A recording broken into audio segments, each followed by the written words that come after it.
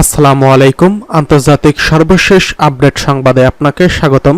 শুরুতেই জানিয়ে দেব সংবাদ শিরোনাম। হাসান নাসারুল্লাহকে হত্যার ঘটনায় প্রতিশোধের কঠোর হুঙ্কার দিচ্ছে ইরান। এবার প্রতিশোধ হবে ভয়ঙ্কর। জানিয়ে দেব ইউক্রেনের হাসপাতালে রাশিয়ার হামলায় নিহত অন্তত 10। এছাড়া রয়েছে নাসারুল্লাহ হত্যা নিরাপত্তা পরিষদে জরুরি বৈঠকের দাবি জানিয়েছে ইরান। সর্বশেষ জানিয়ে দেব লেবাননে ইসরায়েলি আগ্রাসন সত্ত্বেও প্রতিরোধ চালিয়ে যাওয়ার প্রতিশ্রুতি দিচ্ছে হিজবুল্লাহ। এতক্ষণ শুনছিলেন সংবাদ শিরোনাম, এবারে বিস্তারিত। নাসারুল্লাহকে হত্যার ঘটনায় প্রতিশোধের কঠোর হুঙ্কার দিচ্ছে ইরান। লেবাননের শক্তিশালী সশস্ত্র গোষ্ঠী হিজবুল্লাহর প্রধান হাসান নাসরুল্লাহ নিহত হয়েছেন। ইসরায়েলি সামরিক বাহিনী বলছে, গত শুক্রবার রাজধানী বৈরুতের এক হামলায় নাসারুল্লাহকে হত্যা করা হয়। এছাড়া নাসারুল্লাহ হত্যাকাণ্ডে স্বীকার করে লড়াই চাপিয়ে যাওয়ার ঘোষণা দিয়েছে হিজবুল্লাহ। তবে এই ঘটনায় প্রতিশোধের হুঁশিয়ারি উচ্চারণ করছে ইরান। একই সঙ্গে দেশটির 5 দিনের রাষ্ট্রীয় শোক ঘোষণা করা হয়েছে। আজ রোববার 29শে সেপ্টেম্বর এক প্রতিবেদনে এই তথ্য জানিয়েছে সংবাদ মাধ্যম আল জাজিরা। ইরানের সর্বোচ্চ নেতা আয়াতুল্লাহ আলী খামেনি বলছেন, হিজবুল্লাহর নেতা হাসান নাসরুল্লাহর মৃত্যু প্রতিশোধহীন হয়ে যাবে না। হত্যাকাণ্ড একদিন পর এই হুঁশিয়ারি দিলেন ইরান। একই সঙ্গে 5 দিনের রাষ্ট্রীয় শোক ঘোষণা করছেন। আয়াতুল্লাহ খামেনি এই হত্যাকাণ্ডকে মহান নাসরুল্লাহ শাহাদাত বলে বর্ণনা করেছেন। এছাড়া তাকে একটি পথ এবং চিন্তাধারা হিসেবে বর্ণনা করেছেন, যা অব্যাহত থাকবে। ইরান একই সঙ্গে জাতিসংঘের নিরাপত্তা পরিষদের জরুরি বৈঠকের ভিত্তিতে ডাকার আহ্বান জানিয়েছেন।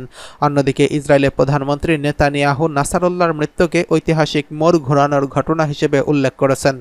আর যুক্তরাষ্ট্র প্রেসিডেন্ট জো বাইডেন এই হত্যাকাণ্ডকে ন্যায়বিচারমূলক পদক্ষেপ হিসেবে বর্ণনা করেছেন।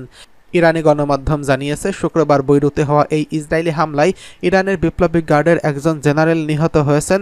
ইসরায়েলের সামরিক বাহিনী বলছে, নাসারুল্লাহর হাতে হাজার হাজার মানুষের রক্ত ছিল, আর আসন্ন হামলার নির্দেশ দেওয়ার সময় তাকে হামলার লক্ষ্যবস্তু করা হয়।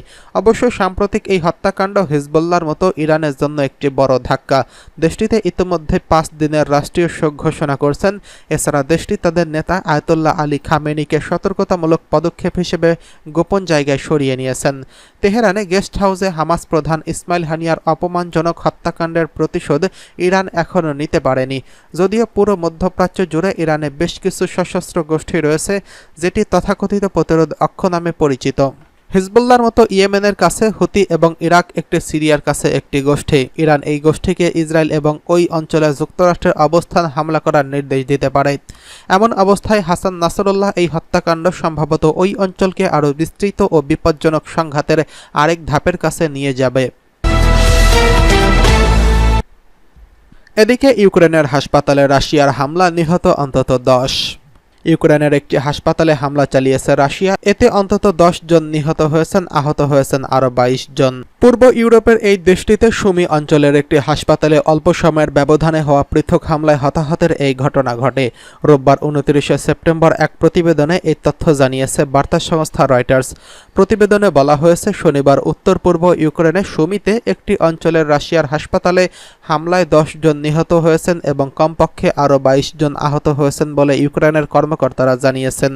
ইউক্রেনে জাতিসংঘের মানবাধিকার মনিটরিং মিশনের প্রধান ড্যানিয়েল বেল বলেছেন, 45 মিনিটের ব্যবধানে চালানো 2টি হামলায় হাসপাতালের ক্লিনিকে লোটারিং যুদ্ধাস্ত্র এবং আত্মঘাতী ড্রোন আঘাত করে। তিনি বলেছেন, দ্বিতীয় দফায় হামলার পর অধিকাংশ প্রাণহানি ঘটেছে।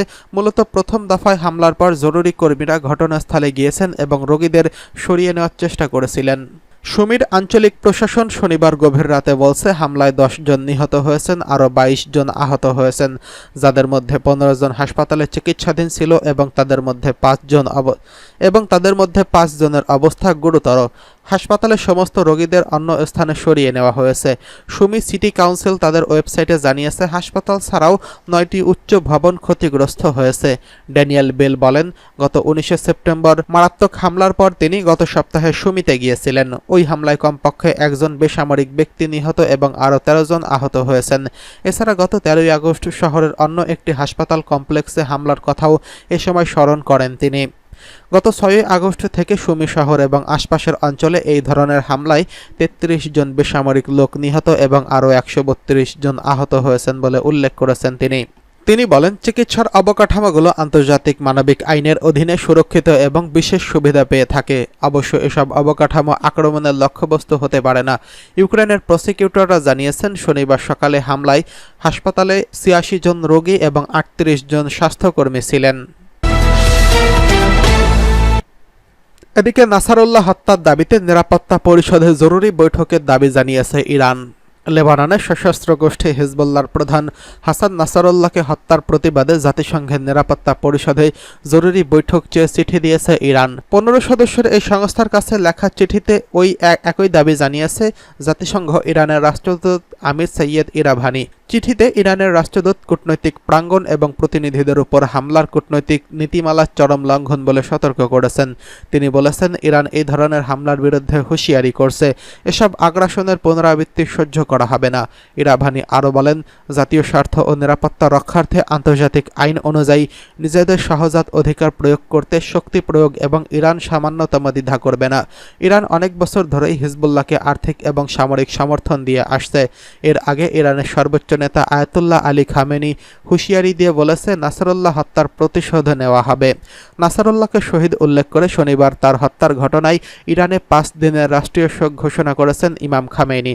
তিনি বলেন, নাসারুল্লাহর চিন্তাধারা এবং দেখিয়ে যাওয়া পথ অটুট রাখা হবে।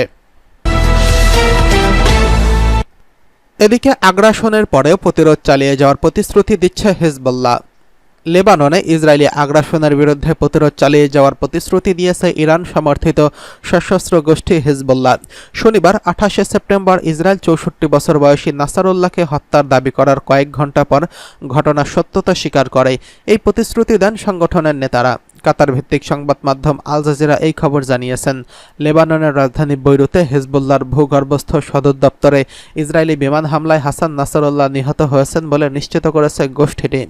এক বিবৃতিতে লেবানিজ গোষ্ঠীটি নিশ্চিত করেছে যে তাদের নেতা বৈরুতের দক্ষিণাঞ্চলে বিশ্বাসঘাতক ইহুদি হামলার ফলে নিহত হয়েছেন।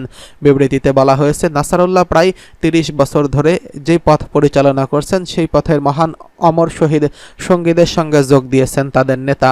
শত্রুর বিরুদ্ধে পবিত্র যুদ্ধ চালিয়ে যাবে, ফিলিস্তিনকে সমর্থন করবে বলেও জানিয়েছে গোষ্ঠীটি। নাসারুল্লাহর হত্যার পর আঞ্চলিক যুদ্ধ অনিবার্য বলেও আশঙ্কা করা হচ্ছে।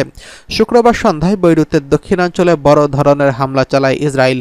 তাদের দাবি, হিজবুল্লাহর নেতাকে লক্ষ্য করেই হামলাটি চালানো হয়েছে। এতে কমপক্ষে ৬টি আবাসিক ভবন ধ্বংস হয়ে গেছে। ২০০৬ সালের পর থেকে নাসারুল্লাহ খুব কমই প্রকাশ্যে দেখা যেত। প্রথম বিষয়টি অস্বীকার করলেও পরে নাসারুল্লাহ হত্যার ঘটনার স্বীকার করে হিজবুল্লাহ।